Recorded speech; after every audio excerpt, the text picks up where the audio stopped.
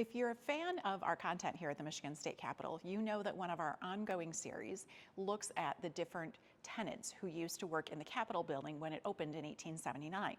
Those include the Michigan Pioneer and Historical Society, which operated a museum and had a small office on the fourth floor of the Capitol in the East Wing from 1879 until the early 1920s.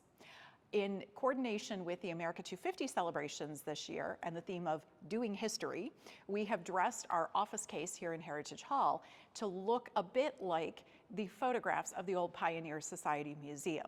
And we have some items in here that sort of nod to the type of things that they collected, including a taxidermied turkey. The pioneers collected taxidermy.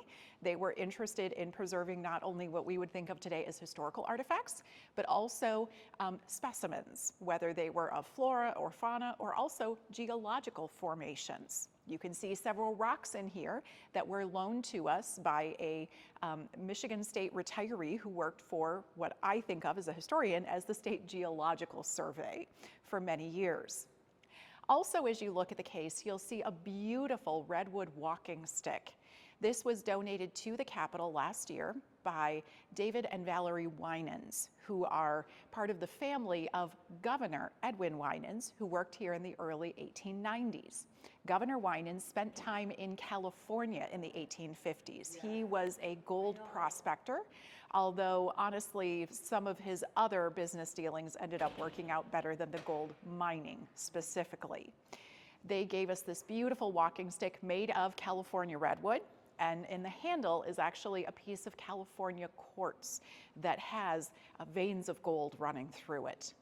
That, likewise, is a reminder that the pioneers would collect objects associated with prominent Michiganders. As we move along the case, there's also a bookcase that includes a full set, all 40 volumes of the Michigan Pioneer and Historical Society collections. This anthology was produced by the pioneers starting in the late 1870s and running into the 1920s. It is comprised of all kinds of different local histories, biographical sketches, meeting minutes from the pioneers, as well as county and local historical organizations across Michigan. It's really a gold mine for information and is an excellent source of information for us about the first Capitol down in Detroit and about early Lansing. Then, of course, the star artifacts, the really big pieces that catch everyone's eye as they come down the ramp, are these two big, beautiful ceiling tiles. These are original ceiling tiles. We believe they came from the House chamber, and yes, they really are that big. Most of us see those chamber ceiling tiles from 20, if not 40 feet away, but they are quite large when you stand next to one of them.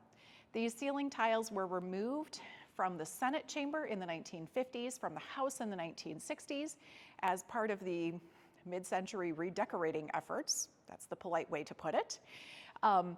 Thankfully, well, the Capitol did not see their value.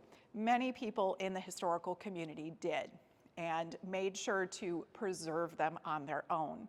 These two tiles were recently placed on long-term loan to the Capitol by former Capitol community member and longtime collector Don Cooper.